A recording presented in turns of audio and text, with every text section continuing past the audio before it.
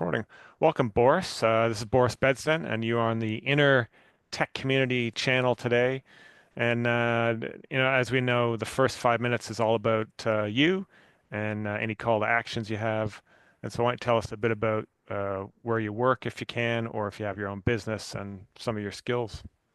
Fantastic. Yeah, thank you. So I've been in tech SaaS consulting and coaching for over 6 years, 6.5 years, and have been doing that until late last year for Winning by Design.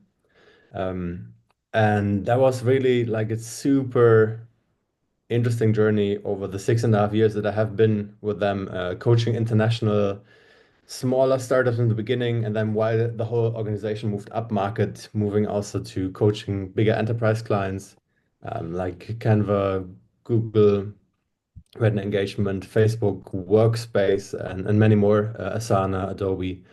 Um, and I think the looking at the 6.5 years, the big takeaway for me was really to start working with frameworks and with systems. While before I have been in sales leadership, and I think if you have a startup mentality, like break things, try out new things, see what works, keep it, and improve, and you iterate quite quickly, you come up with systems that work quite well.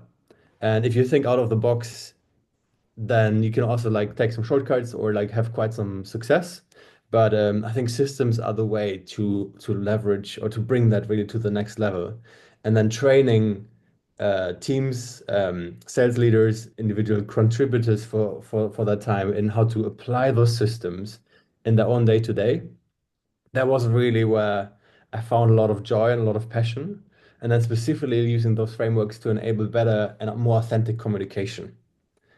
And sometimes I still struggle to explain. Very short. I should probably practice that a bit more, to give Well, like a mini elevator pitch on what I'm doing. that's good. I was Because going to ask. I think the viewers will understand systems, but walk me through in layman's terms what a framework is. yeah, so ultimately, like for me, it's communications training on a bigger level, right? So you probably have seen the like this first principle idea. I think Elon Musk has talked about this quite a bit. That what is the ultimate truth or the highest system, kind of like the atom or the nucleus that you can't split anymore. Although you can split atoms now, but let's say the quark. So you want to get Of things to an atomic level issue, is what you're saying. Yeah, kind of like what is the ultimate truth in what I'm doing here. So when I say systems, it is something simple like how do I open up a meeting? I can go in and I can just wiggle my way through.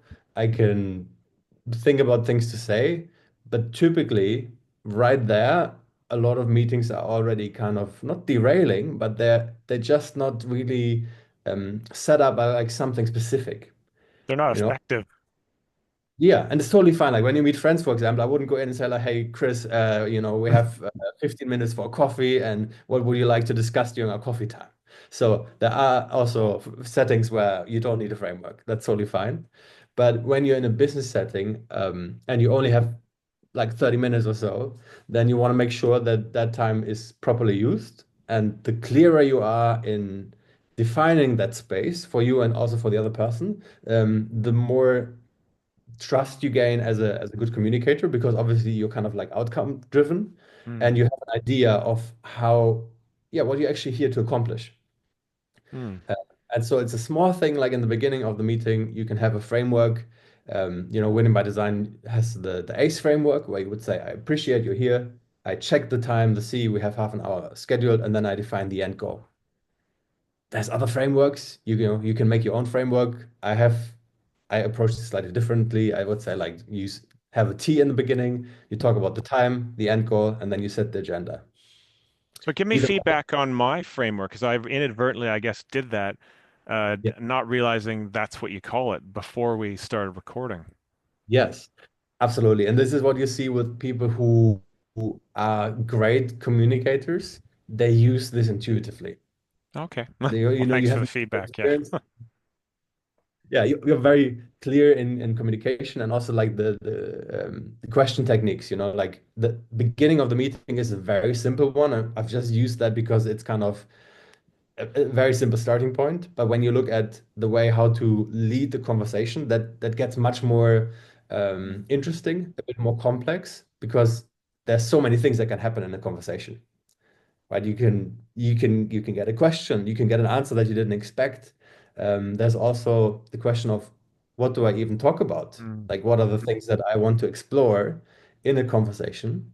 Well, if you don't mind if I And then, jump in here, I mean, yeah. we're going to talk about tech productivity later, but I realized the other day I work in a corporate environment with SharePoint and Teams, and everyone sets Teams meetings, but there's generally no agenda. And I realized the other day, of course, you can go into a Teams meeting that's set up before it starts and go to the chat tab and type in the agenda.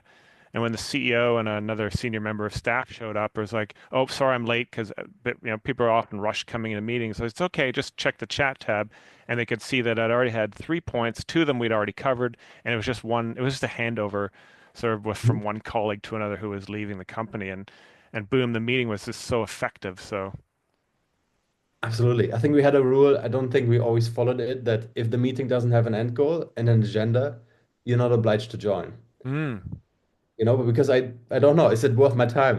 Like, we can have meetings all day, but defining a clear goal forces myself to actually think about, why do I want Chris's time in this meeting? Does he have to be here? And if not, then I probably need to rethink my meeting proposal. Um, well, that's great. I'm and going to use that framework every time because you're the first person. Thank you for being on the inaugural show. I mean, this is a re-pivoting from a previous webinar where I used to interview tech people, but I wanted to, yeah. Anyway, so that's great feedback. Thank you. Hey, yeah, and absolutely. Just to wrap it up, so last year, October, I've transitioned from working with winning my design to doing my own projects. It was a bit overdue because after 6.5 years, Hmm. was very nice and long period also. But of course, there's a lot of takeaways, there's a lot of learnings that I've collected over the years. And while an organization that goes upstream kind of more solidifies their learnings and like kind of like ingrains them a bit more, um, coming from a startup world, I rather want to change more things, the more experience I gain. So at the moment, actually, I'm designing like my own set of frameworks that are a bit simplified. And I think, yeah, really focusing on the key aspect that I always come back to, and that is how to enable authentic communication, even if it's in a business setting. Hmm. Because Tell me more about authentic. the moment you put a monetary value into a conversation, that distorts the flow in a way. And it immediately, there's this interest of like, I Hmm. want to talk to someone and I want to learn about that person. And you see that kind of being functionally done in the first like 30 seconds, where people have some small talk about like, oh, what's the weather like and holiday and stuff. And then it's kind of like an artificial shift where we say like, okay, now let's talk about business because we're here, with some kind of financial incentive. And then suddenly the conversation becomes very functional. And that's, for me, that's a bit of a misunderstanding, because although you might be talking to someone about business, there's still some broader themes, like more authentic themes behind that. You might work for a company and you might say, this company's mission is not my mission. And the more corporate we are, the smaller my contribution is. So I'm not, if I work for Amazon, I'm not identifying with the same mission like Jeff Bezos, Hmm. but I still have something in my realm of influence that I care about. So within that business, there's still an opportunity to connect to me as a person and to actually learn like, yeah, Right. what drives you, what is important within this business context, what are also the challenges that you face directly, and what are your goals that you want to achieve. And then once we've explored this, I'm also happy to talk about like how this connects to the broader strategy. So So then we I think what you're saying is there's a huge human element to it, personal, professional, whatever you want to call it, sort of that weaves throughout the whole conversation. Absolutely. Yeah, and that gets often lost. And we talked about language in the beginning, actually before the recording, and I sometimes connect this to learning grammar for a language that we don't speak. And in such a conversation, we also need to learn a bit of grammar on how do I actually stay true and authentic in the conversation while also still following kind of like a pathway to a certain outcome. Mm. And, and that grammar, that's basically what I'm very passionate about training. And how do we, what frameworks can enable us to actually don't become this artificial kind of conversation robot that is just functionally driven towards the financial KPI, but how can we still achieve that outcome, but connect authentically in the moment? Sprechen Sie Deutsch? Sprechen Sie Deutsch? Ja, sehr gut zum Beispiel. That's all I know Ja, how to say as we talked before the recording. And I think language, I'm very passionate about languages, as you know, and speak fluent French, and I know a little bit of Mandarin Chinese because I lived in China for 2 years. And I think languages are, on that side, are a great way to connect with people. I like to always learn hello, goodbye, and thank you in whatever language a country I'm visiting or living in, just because people light up when you speak their native language. oh, see, this is the authentic connection that you enable with the other person in this context. And it works so easily when it's not a business setting. And then in business settings, often it just goes out of the window um, so quickly. I think what I'm also hearing from you is congruency. So I like to think of it that whether I'm at home with my friends or my family or I'm at work, I'm pretty much the same person. So there's humor, there's language, there's professionalism, and maybe that's what you're talking about, your authenticity.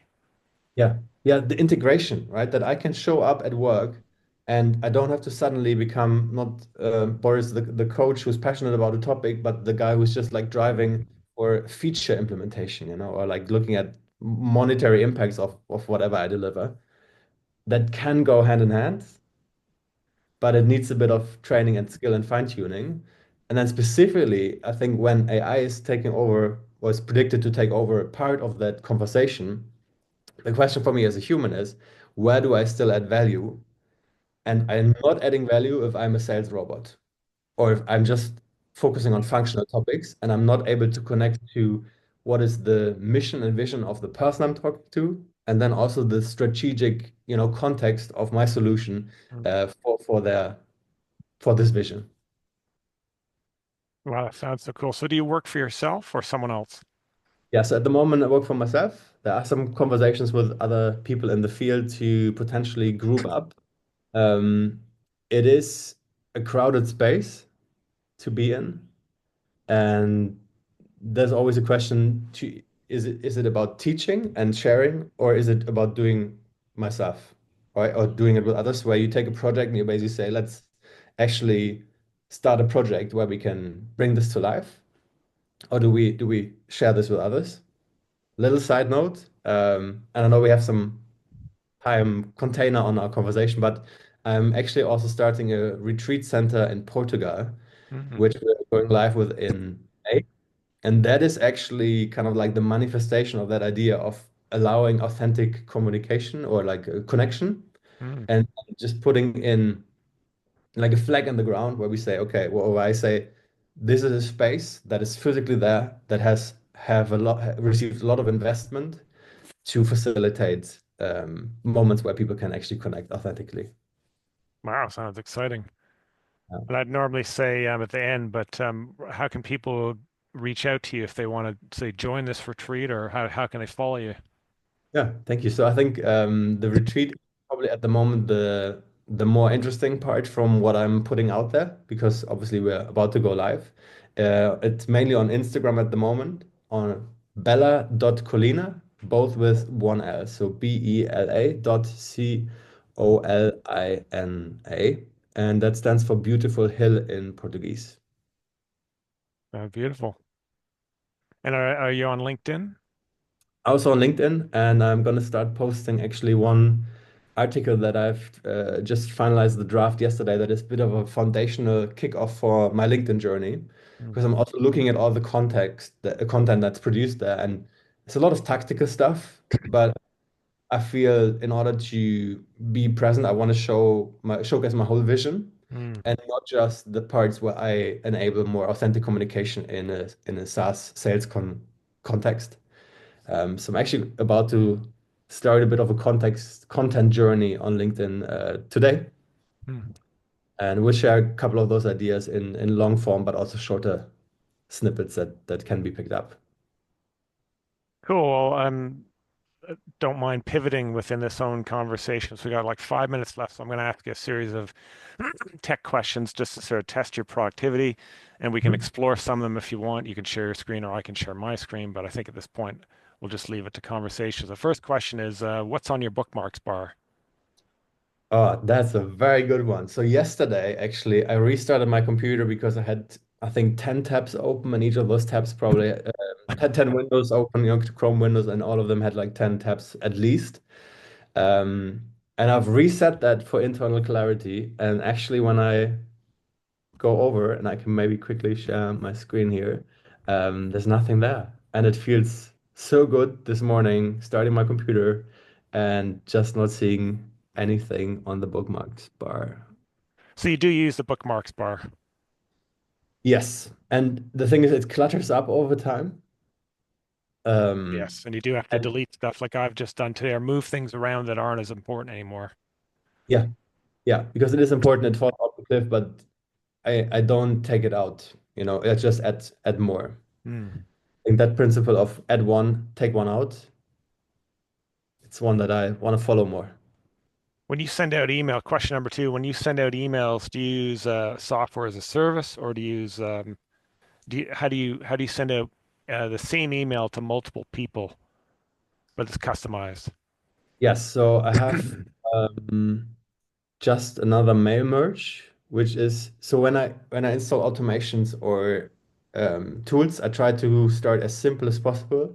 I've worked with Zapier a lot to automate processes, but the moment you change something and then something happens, you actually need to um, understand where in this automation, the error comes in. So the simpler I can keep it, the better. And this automation just works with Google Sheet and Google Mail. And because I don't tend to send more out than 10, 20 emails at a time, that works actually quite nicely. Oh, yeah, I've looked into Zapier. I'll have to look that again. Did you know you can send out a mail merge using Microsoft Word, Excel, and Outlook? Okay, I think this is then probably just the pendant on in the Google infrastructure that I'm using with Hmm. Google Sheet and Google Mail. So yeah, keeping it simple. Um, Question number three, do you know you can send yourself messages on WhatsApp? Haha, Chris, I have three or five, three. I have a couple of groups with myself. One is for notes. I have one for training improvements where I post myself LinkedIn articles and YouTube videos that I find. I have one to do for myself, and then I have one finance where I keep my invoices. Um, I don't know how I create. So usually, I used to create those groups by inviting someone who's not on WhatsApp and then deleting that invite before it gets out. But I think you can also natively send yourself directly messages on WhatsApp. Cool. Do you know that you can send uncompressed video and video files and images on WhatsApp? Great one. I think it's complicated, but I know that the compression rate on WhatsApp is incredibly high and it really ruins the quality of the video and the picture. But I think if you send it as a document, that works. Yes. Well, Yeah. yep, you had me at hello. But it's not that easy. So I actually don't normally do it. But it's a pity because if I get pictures from other people, they're usually very compressed. And it's not so much of a question, but when is Meta, is it Meta, right, that owns uh Facebook. no sorry, owns WhatsApp, right? Also, yes. Yeah. Yeah. When are they going to allow us more than being able to pin more than three contacts?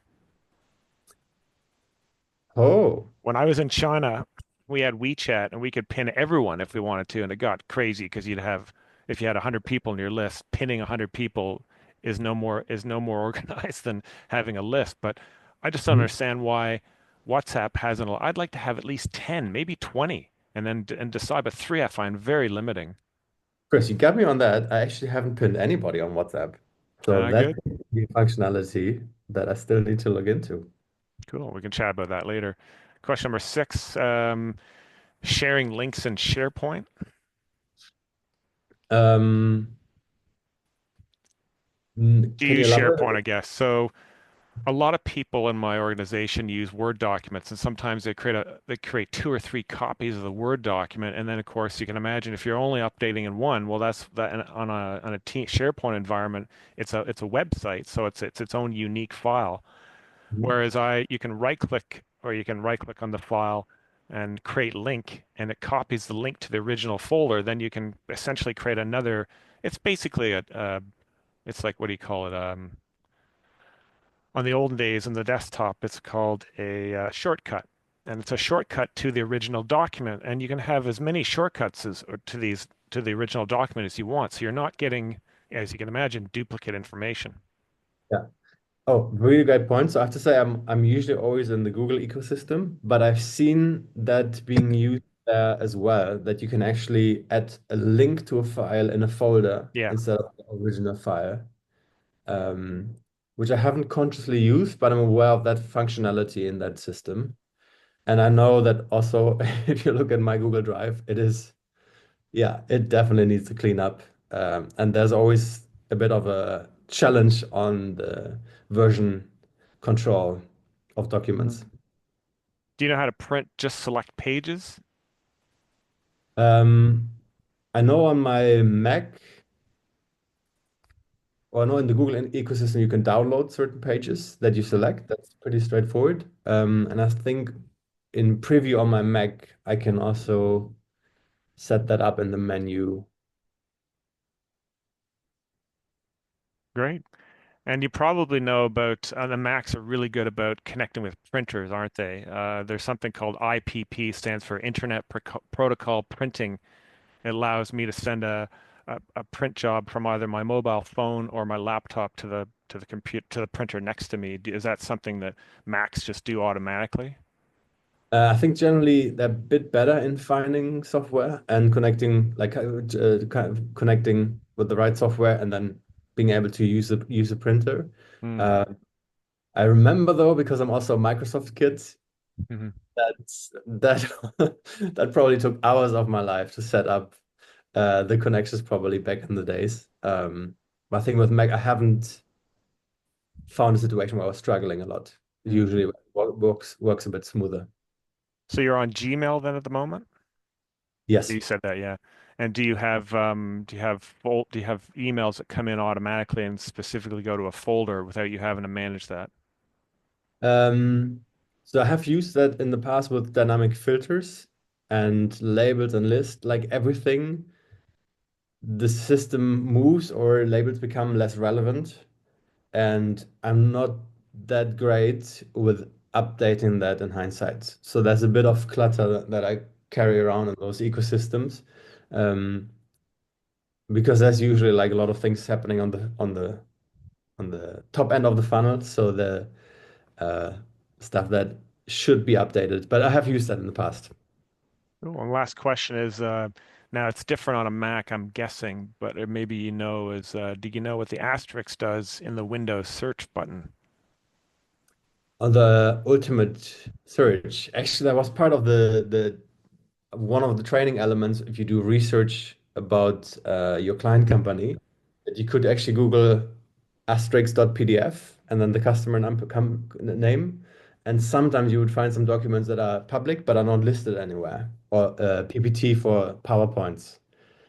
So is that what you're referring to? That the asterisk stands for the universal? Yeah, I'm Um, just going to share my screen and see if that works now. So, okay, we only have two files here, which is simple. If I go to the top right here in the search and I type in asterisk, Shift 8 on the keyboard, then hex, it'll find every file that has hex, or every file or folder that has hex in the name. mhm. Is that something you've done before? Yes. Yeah, I think I've used it in that context, but that is just, how would you describe it even? I'm like, lacking the word for it, but It's a wildcard search that it's used in databases. here we go. Wildcard is a good word. Yeah. Yeah. Yeah, that's what I meant with the asterisk.pdf. Basically gives you all Mm. PDF files no matter the Right. name. Yeah. Yeah. And that's something we've used in Google searches. Cool. Well, I really appreciate your time today, and look forward to staying in touch and following your retreat. Hey, Chris, thank you so much for your time, and looking forward to staying in touch as well, and also following your journey and seeing where this will lead. Okay, thanks.